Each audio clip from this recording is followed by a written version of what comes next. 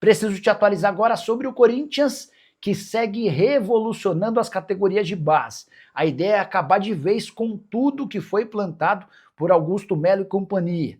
Nos últimos dias, o Corinthians dispensou quase 50 atletas das categorias sub-12 e sub-13. Recentemente, o Corinthians também havia demitido 17 pessoas de comissões técnicas e captações das categorias de base.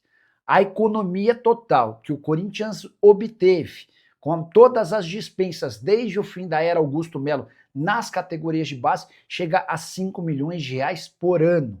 A avaliação do Timão é de que Augusto e companhia contrataram muito acima das necessidades de todas as categorias de base, inflando o processo, atrapalhando a gestão e o dia a dia do clube e gerando mais dinheiro para quem não deve. Com todos esses cortes, o Corinthians tem convicção de que vai ser muito mais competitivo em 2026. E gastando muito menos, a gente está falando de uma economia de 5 milhões de reais por ano, algo na casa dos 400 mil por mês, apenas com as fileiras inferiores. Só para completar sobre o time principal, o Corinthians ainda não conseguiu resolver o transfer ban, que o impede de registrar novas contratações para o time principal e também para a base. A tendência é que o Timão busque dinheiro emprestado em banco para a resolução desse problema e, por consequência, a abertura de contratações no profissional e na base nos próximos dias. Prometo ficar de olho nessa história e qualquer novidade conto para vocês. Só não esqueçam de deixar like, de se inscrever no canal. Hora de falar sobre o Corinthians, que voltou a tentar a contratação de Vitor Sá, ex-atacante do Botafogo, hoje no Krasnodar. O Vitor Sá é um velho desejo do Corinthians. O Timão tentou contratá-lo em janeiro, não conseguiu. Voltou a negociar em julho, outra vez as pedidas altas do Krasnodar impediram qualquer possibilidade de acerto. Você deve estar se perguntando, tá bom, Nicola, e o que muda para agora? É que a partir de janeiro o Vitor Sá já vai poder assinar um pré-contrato para deixar o Krasnodar de graça na metade do ano que vem, quando se encerra seu vínculo com o clube russo. Dessa maneira, dá para dizer que o Krasnodar vai ter, em janeiro, a última chance de vender o jogador para tentar recuperar alguma parte do investimento feito quando da compra junto ao Botafogo. O Krasnodar desembolsou 1,5 milhão de euros. Se não vendê-lo em janeiro, o Krasnodar vai ter de aceitar a ideia de perder um jogador que é titular absoluto por lá, de graça. O Vitor Sá já deu indícios de que não pretende renovar seu contrato e voltar ao Brasil. É uma das prioridades. Atacante de lado de campo, pode jogar pelo lado direito, pode jogar pelo lado esquerdo, 31 anos de idade, com a camisa do Krasnodar na atual temporada, 20 jogos e 4 gols. É só importante contar que para contratar o Vitor Sá, o Corinthians vai precisar primeiro pagar os 85 milhões de reais que deve em punições impostas pela FIFA. São 41 milhões de reais ao Santos Laguna e mais 44 milhões de reais a Matias Rojas. A saideira sobre o Timão: Memphis Depay vai jogar a semifinal da Copa do Brasil contra o Cruzeiro, jogo marcado para 10 de dezembro. Essa é uma convicção dentro do Corinthians, apesar de um problema no joelho, ele vem tratando e vai haver tempo hábil para que o holandês esteja em campo na decisão corintiana. Hora de falar sobre o Corinthians, que cogita pegar empréstimos em bancos para o pagamento do transfer ban. O Corinthians precisa arranjar 85 milhões de reais para resolver duas pendências que o impedem de registrar novos atletas. Ainda que o Corinthians queira contratar jogadores, eles não podem ser inscritos por conta de 41 milhões de reais de dívidas com o Santos Laguna, referentes à compra do zagueiro Félix Torres, e mais 44 milhões de reais de pendências com o Matias Rojas, meio atacante paraguaio que passou sem nenhum destaque no Timão. Pois bem, o Corinthians até tem algumas receitas para receber nas próximas semanas. Vai vir grana, por exemplo, da LFU, a Liga Forte União, referente à classificação final do Corinthians no Campeonato Brasileiro. Timão também cogita ganhar um prêmio bacana na Copa do Brasil. Se for campeão, por exemplo, ele fica com 77 milhões de reais. Há uma série de outras pequenas receitas, mas o Corinthians tem muitos pagamentos para fazer. Nesse mês de dezembro e janeiro, 13º, férias, direitos de imagem e pendências com o próprio elenco. Vale a lembrança de que Memphis Depay tem 23 milhões de reais a receber. O Corinthians fez o seguinte acordo: 3 parcelas de 1 milhão de reais, a primeira vence agora no mês de dezembro, e uma última no ano que vem de 20 milhões de reais. É por conta de todos esses problemas que, para resolver o transfer ban, o Timão não se vê com outra possibilidade do que não recorrer a um banco. Você sabe que as taxas de juros para empréstimos bancários são extremamente salgadas. Mas se não tiver outra alternativa, o Corinthians vai acabar recorrendo aos bancos para ter a oportunidade de melhorar seu time com reforços para 2026. Leonardo Limeira, Nicola Fagner poderá ser registrado pelo Corinthians mesmo sob transfer ban? Sim, porque é um atleta do Corinthians, né? Ele volta de empréstimo, mesma coisa do Pedro Raul. São atletas que já são do Corinthians, né? Rubens Novaes, boa noite, Nicola. Tem alguma novidade do Corinthians? Algumas, né, Rubens? Tava falando sobre, por exemplo, sobre o transfer ban. Já contei outro dia sobre a SAF. É assim, uma pessoa. Ah, deixa eu contar uma coisa boa. Um especialista em SAFs. O cara entende muito de SAF, tá? Eu vou preservar o nome dele até por respeito, porque ele pediu, mas ele não pediu, mas como eu não combinei com ele. Ele me explicou um negócio que é bem preocupante sobre a Safiel. A ideia da Safiel, só para vocês entenderem, um grupo de corintianos lançou essa campanha de o Corinthians se transformar numa SAF e os donos do Corinthians seriam torcedores comuns do Corinthians, que comprariam até um percentual pequeno de ações. Então, o Corinthians teria milhares de donos, tá?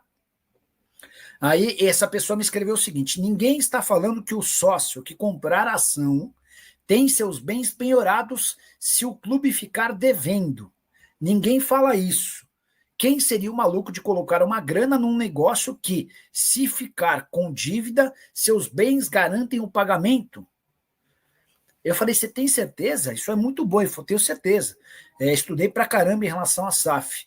E a pessoa ainda completou assim, fora que a SAF passa 20% do seu faturamento para a associação pagar dívidas. Se o Corinthians fatura cerca de 1 bilhão, 200 milhões vão para a associação. E se com esse dinheiro não pagar as dívidas, o sócio da SAF é quem paga, tá? Então, é importante trazer esse outro lado que eu também não havia ouvido em lugar algum. É verdade que o Corinthians tem conversas avançadas com o Pedro Rocha. O Pedro Rocha teve na mira do Corinthians em setembro, não houve acordo. Não tem nada por agora. O Pedro Rocha, se pintar a proposta do Corinthians, vai se apressar para fazer negócio. Ele quer jogar num clube de futebol no Brasil. Nos últimos dias recusou proposta da Tailândia, Singapura, Israel e de um outro país periférico também. Hora de falar sobre o Corinthians. Qual a chance de o Timão se transformar numa SAF, Sociedade Anônima do Futebol? Esse assunto tem ganhado cada vez mais importância entre torcedores do Corinthians diante da realidade financeira do clube, que deve quase 3 bilhões de reais. A falta de capacidade esportiva do Corinthians também faz com que muita gente defenda essa ideia. Romeu Tuma Júnior, presidente do Conselho Deliberativo, trabalhou nos bastidores para tentar a aprovação de uma mudança no estatuto do clube. E nessa segunda-feira, o Conselho Deliberativo se reuniu para votar as reformas do estatuto que incluíam a criação de um projeto para que o Corinthians se transformasse em SAF. Mas, como eu venho contando para vocês há bastante tempo, não há nenhum interesse dos dirigentes e membros do Conselho Deliberativo em transformar o Corinthians numa sociedade anônima do futebol. Você duvida? Então saiba que a reunião dessa segunda-feira foi adiada. Ela aconteceu, mas a votação para a reforma do estatuto ficou para fevereiro do ano que vem, se é que ela vai acontecer nessa data. Já havia até uma reunião prevista, uma assembleia entre os sócios que aconteceria no mês de dezembro para ratificar as mudanças do estatuto, permitindo que o Corinthians, por exemplo, tivesse voto direto de integrantes do fiel torcedor e para que o Corinthians, a curto ou médio prazo, se transformasse numa sociedade anônima do futebol. Com esse adiamento da votação para fevereiro do ano que vem, a Assembleia Geral de Sócios também ficou para março, mas posso assegurar que os conselheiros do Corinthians vão trabalhar para que em fevereiro essa votação seja reprovada. Ninguém dentro do Corinthians quer que o clube se transforme em SAF. Quando eu falo ninguém, ninguém da atual diretoria, nem os conselheiros que fazem parte do grupo da situação. O motivo, se o Corinthians se transformar numa SAF, todos esses dirigentes perdem seu status e o poder e passam a ser apenas figuras ilustrativas dentro do clube. Só para registrar ainda, próxima eleição para presidente do Corinthians acontece em dezembro de 2026. Hora de falar sobre a faxina no River Plate. Será que algum jogador que não ficará no time argentino pode interessar ao seu time do coração? Bora para a lista. São 5 atletas veteranos. Primeiro deles, Miguel Ángel Borja, centroavante colombiano que já jogou no Palmeiras, 32 anos de idade. Borja e Galhardo nunca se entenderam muito bem. O técnico do River Plate não morre de amores pelo centroavante, era uma saída meio que natural. Pity Martinez, esse jogador já foi grande, camisa do River Plate, atuou no exterior, hoje com 32 anos de idade, muito mais reserva do que titular, também não fica para o próximo ano.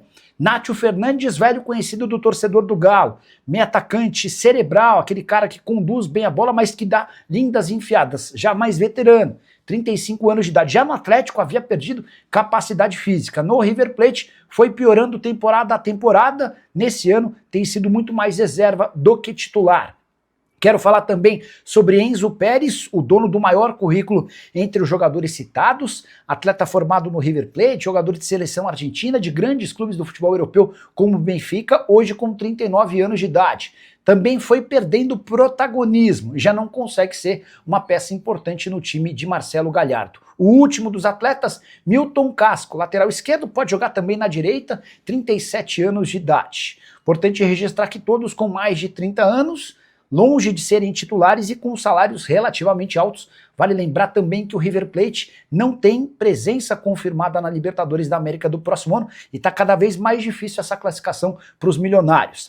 Só para completar uma curiosidade, e se a moda pegar, acho que vai ter muita gente que vai se dar bem no Brasil. River Plate decidiu, de acordo com o jornal Olé, da Argentina, mudar a forma de pagamento dos salários para o próximo ano. Jogadores que ficarem terão apenas 60% dos vencimentos garantidos. Os outros 40% vão estar atrelados à produtividade. Minutos jogados, condição física como peso ideal, gols marcados em caso de atacantes, além de conquistas coletivas, como títulos e classificações para torneios internacionais. O que você pensa sobre essa questão? Você paga 60% do salário fixo e outros 40% atrelados a metas. Se o São Paulo adotasse esse expediente, a folha salarial do tricolor ia cair vertiginosamente, até porque os donos dos maiores salários no São Paulo nunca conseguem se colocar à disposição. Fala pessoal, estamos aí com atualizações importantes do Corinthians. Se inscreva e ative o sininho para receber mais atualizações do Timão. Deixe seu like, que é muito importante para o crescimento do canal. Utilize o espaço aqui embaixo para registrar sua opinião. Ficamos por aqui com mais esse giro de notícias. Um abraço e até o próximo vídeo.